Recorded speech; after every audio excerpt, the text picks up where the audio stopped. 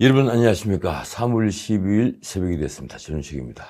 온 나라가 LH 직원들의 땅 투기에서 시작된 공정의 문제로 아주 시끄럽습니다. 이건 단순히 편법으로 돈을 번 문제가 아닙니다. 좋게 표현해도 사기꾼들입니다. 사기꾼 말입니다. 옛날 서울역 앞에 있던 야바이꾼과 다른 게 무엇인가요? 자신들이 개발할 지역의 땅을 미리 사서 차익을 챙긴다. 심지어 그 땅에 나무를 심거나 날림으로 집을 지어 보상금을 높인다. 참 기발한 사기꾼들입니다. 논밭을 뒤집어서 잘 자라는 수종인 용부들 같은 나무를 심었으니 좋게 보면 전문가지만 악질 중에 악질입니다.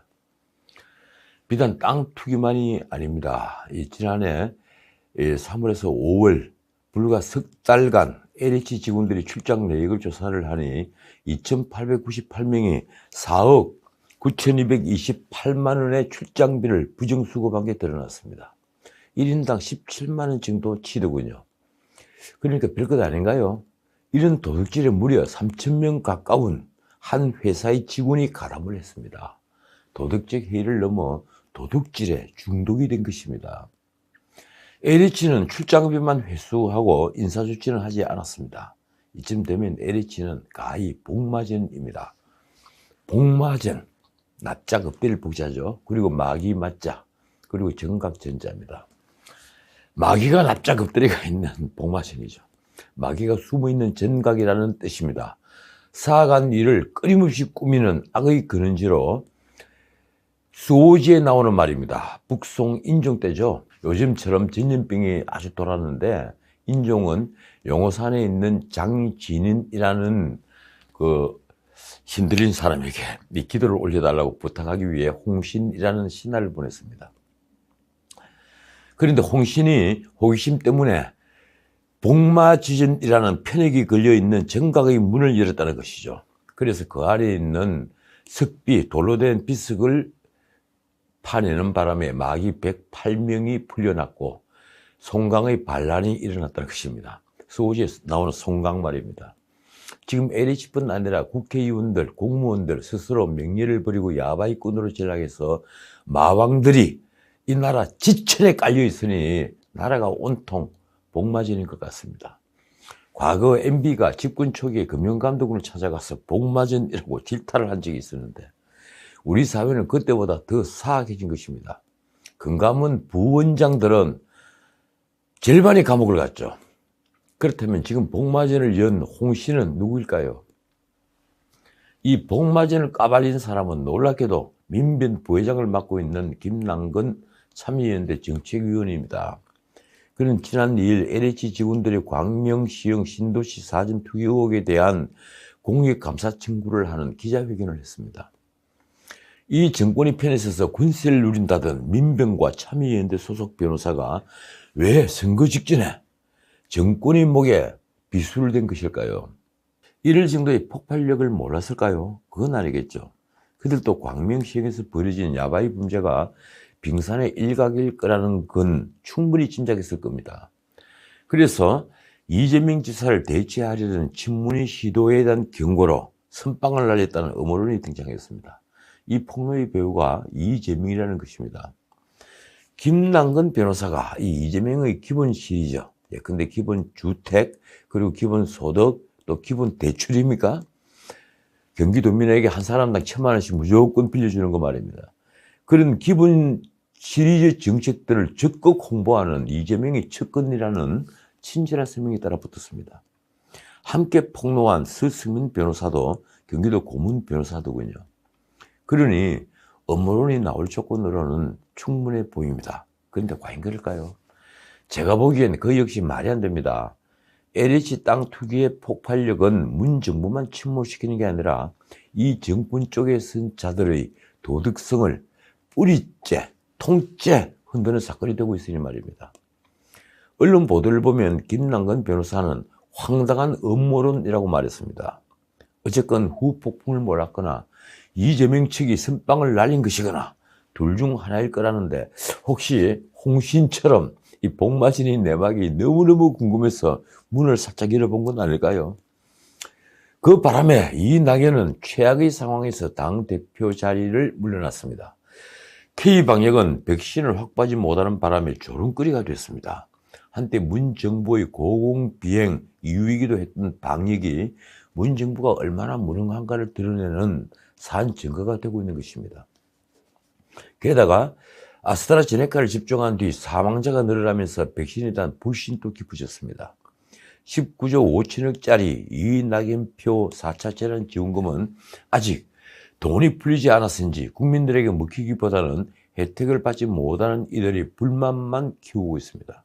이 판에 윤석열 사태라는 돌발 변수로 이낙연 대표는 졸지에 지지도 3위를 밀려버렸습니다. 그런데 같은 진영에서 대선 최대 악재가 될지도 모를 LH 지분 땅 투기라는 초대형 악재를 터뜨린 것입니다. 이래서 폼나게 대선 레이스 스타트 라인에 선다는 이낙연의 계획은 수포로 돌아갔습니다. 그는 이제 계급장을 뗐지만 그런데 짐은 여전히 남아있습니다. 바로 서울시장과 부산시장 보궐선거가 그것입니다. 그 승패가 오롯이 이낙연의 성과가 되겠죠. 둘 다 이기면 그의 위치는 격상되겠지만 그럴 가능성은 적어 보입니다. 오히려 둘 다 패배해서 그를 거루기상토로 내몰 가능성이 높아졌습니다. 만약 이재명의 음모론이 사실이고 이 점까지 노려 선거 직전에 LH 사건 폭로를 감행했다면 이건 정말 무서운 전략입니다. 자신도 함께 그 수렁에 빠지지만 결국은 혼자 살아나온다는 아주 고등 전략이라는 얘기입니다. 어쨌든 이낙연의 퇴임 기자회견은 언론이 주목하지 않았습니다. 그는 당대표 재임 중의 성과로 공수처 설치 등 검찰개혁과 그리고 공정경제 3법 등 개혁법안 통과를 꼽았습니다. 그의 자평이 이렇습니다. 수십 년 동안 민주당 정부마저 하지 못한 일이다. 그런데 이 자평은 공감을 얻기 위한 말이라기보다 문 대통령의 후계자를 자임하는 말로 제게는 들렸습니다. 그는 문 대통령과 정부의 노력 덕분이라면서 문 대통령에게 공을 돌리더군요. 그런데 반대편에서는 그 모두가 폭정으로 보이니 문제인 겁니다. 검찰개혁은 권력 수사를 막기 위한 술수이며 그러니까 문 대통령 노후 보장용이며 공정경제 3법은 그 실질이 경제규제 3법이라는 비판을 절대 벗어날 수 없을 테니 말입니다. 자, 문 대통령은 발등에 불이 떨어진 셈이 됐습니다. 어차피 레임덕은 오는 것이지만 그게 민심의 성난 파도가 되어서 하산길을 덮친 형국이 되고 있으니 말입니다. 공수처를 만들고 검경수사권 조정까지 해서 이제 퇴임을 걱정하지 않아도 되나 싶었는데 윤석열이 의기장을 놓고 LH 사태가 터졌습니다. 여당 정부가 줄지어 회의를 열고 문 대통령은 여당 원내대표단을 불러서 오찬 간담회를 했습니다. 여기저기서 성난 민심을 다독이는 말들을 쏟아냈습니다. 정세균 총리는 한치의 의혹도 남지 않도록 진상을 규명하고 위법에 대해 무관용 원칙으로 처벌할 것이다. 이렇게 말했습니다. 설마 총리가 재판까지 하는 건 아니겠죠? 문 대통령이 한 말은 이렇습니다. 공직자가 오이밭에서 신발을 만지지 않도록 이해충돌 방지 제도까지 공감대를 넓혀야 한다. 문 대통령의 상황인식에 뭔가 잘못된 게 아닌가요? 꼭 남의 일처럼 얘기하는 말입니다. 언론에서는 유체에 따른 화법이라는 지적이 많더군요. 그리고 LH 직원들은 물론 관련 공직자가 오이밭에서 신발을 만진 게 아닙니다. 어디에 오이를 심는지를 미리 알고 밭이 될 땅을 헐값에 통째 사들인 겁니다. 문 대통령이 생각처럼 견물생심으로 어쩌다 한 땅 한 게 아니라 조직적 그리고 장기적으로 LH라는 직장 자체를 범행수단으로 쓴 것입니다. LH가 범행수단이라는 겁니다. 어쨌든 정부는 합동수사본부를 만들었습니다. 그런데 그 규모가 무려 701명입니다. 국가수사본부 74명 외에도 금융위원회와 국세청 등에서도 37명이 참여했고 시도 경찰청에서 659명이 파견됐습니다. 어쩌면 사상 최대 수사기관이 된 것 같습니다. 제일 없는 규모인데 전국의 야바이꾼을 일망타진하겠다는 의지가 고스란히 드러났다고 할까요? 그런데 검찰만은 배제가 됐습니다. 검경수사권 조정으로 이런 국가적 대형 사건에 검찰은 손을 놓고 협조만 하라니 이런 비능률이 어디 있습니까? 결국 송사리만 잡힐 거라는 말이 남았는데 이 경찰이 압수수색도 폭로 7일 만에 이루어졌습니다. 토요일, 일요일이 끼어 있으니까 그렇더군요. 조사에는 감사원이 빠졌고 수사에는 검찰이 빠졌는데 이게 문 정부가 원래 기대했던 검찰 계획입니까? 졸지에 얼마 전에 출범한 국가수사본부는 정권의 명운이 걸린 수사로 첫 수사를 시작하면서 이 자신들이 명운도 걸게 됐습니다. 아니, 문정부 전체의 역사적 판단이 여기에 달렸습니다. 경찰은 이제야 진주의 LH 본사와 어방사업본부 등 16곳을 동시에 압수수색을 했는데 LH 직원 13명을 부패방지법 위반 혐의 피의자로 입건했습니다. 언론은 이들이 수법에 경탄조의 기사를 쏟아내기까지 합니다. 여러 사람이 돈을 모으고 그에게 대출을 일으킨 뒤에 아파트 특별 공급 등 부가 수익을 챙기는 데 필요한 정도로 땅을 쪼갠 것은 포로 투기꾼이라는 것이죠. 이들은 LH에서 토지 보상 매입 등을 담당하며 전문적인 지식을 갖췄습니다. 여기에는 기밀 수준의 최고급 정보가 동원됐습니다. 한 예를 들까요? LH 직원 4명이 포함된 7명은 작년 2월 말 공동명의로 시형 과림동의 밭 3필지 5,025평방미터를 22억 1천만 원에 매수합니다. 그리고 5개월 뒤인 7월 말에 그 필지를 4개 필지로 분할을 했습니다. 나누는 거죠. 분할된 땅은 각각 1,163평방미터에서 1,407평방미터 크기였는데 모두 1,000평방미터를 넘었습니다. 이 1,000평방미터가 굉장히 중요합니다. 놀랍게도 국토부는 그 6일 뒤 공공사업으로 1,000평방미터 이상 토지를 수용할 경우에 토지주에게 아파트 입주권을 주는 제도를 입법 요구했습니다. 얼마나 놀라운 일입니까? 완벽하게 그리고 은밀하게 한탕을 제대로 한 것입니다. 더욱이 공공주택은 분양가가 저렴해서 이 경우에 한 사람당 최소 2억에서 3억 원의 시세 차익을 거둘 수 있다고 합니다.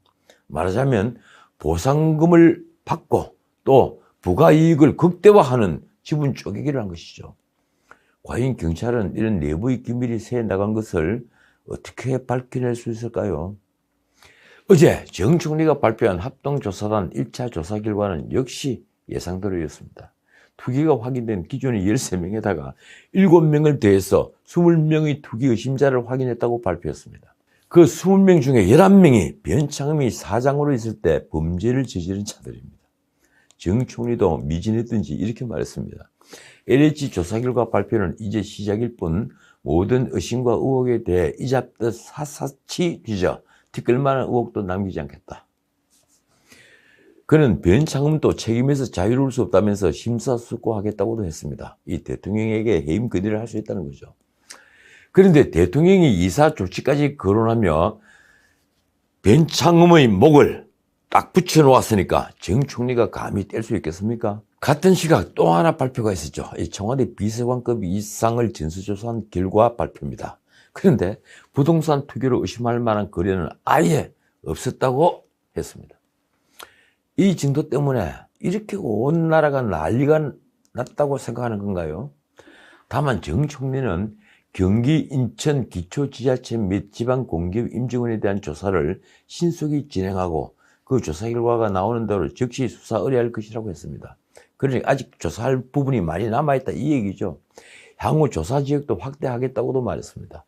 국토부 LH 직원 등의 배우자와 직계 좀비 속에 대한 조사는 특별수사본부에서 수사할 계획이라고도 했습니다. 그러니까 어제 발표한 20명은 외관상 이름이 드러난 초짜일 가능성이 아주 높습니다. 진짜 전문가들, 머리 큰 자들은 쉽게 자신을 드러내지 않습니다. 모두 다 차명이죠. 게다가 일주일이나 미적거리는 동안 충분히 증거를 인멸할 시간이 지났습니다. 정 총리는 이렇게 개탄했습니다. LH에 대한 국민의 신뢰는 회복 불능으로 추락했다. 착각하지 마십시오. 원래 신뢰란 게 없었습니다.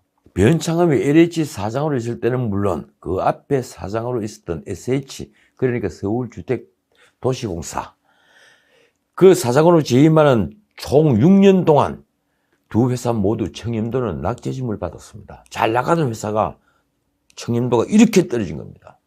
무슨 까닭일까요? 변창흠은 LH 직원들이 부패를 사실상 방치하고 더 나아가서 방조하는 것입니다. 이러니 무슨 회복할 신뢰가 있겠습니까? 그리고 또 작년에 변창흠은 성과급을 6천만 원이나 받았던데 무슨 코미디를 보는 것 같습니다. 자, 여기저기 폭로가 이어지고 있습니다. 이 역시 정권 말기 현상입니다. 언론 보도를 보면 9일 오후에 직장인들이 익명으로 글을 쓰는 앱 브라인드에는 LH 직원이 쓴 것으로 추정되는 글이 있었는데 그 내용이 이렇습니다. 민주당 정치인들 정보 요구에서 투기 몇 번 봤다. 이건 폭로죠. 덕분에 LH 직원들의 투기 의혹은 이제 전 방해로 확산이 되는 중입니다. 혼자 죽지 않겠다는 것입니까? 문 대통령 딸 문다혜 씨가 실거주 여부가 불분명한 서울 시내 다가구 주택을 2019년 5월에 7억 6천만 원에 샀다가 1년 만인 작년 5월에 9억 원에 되팔아서 1억 1천만 원 가량의 시세 차익을 거둔 것도 드러났습니다. 그런데 이 문제는 LH 문제와는 전혀 좀 다른 문제죠.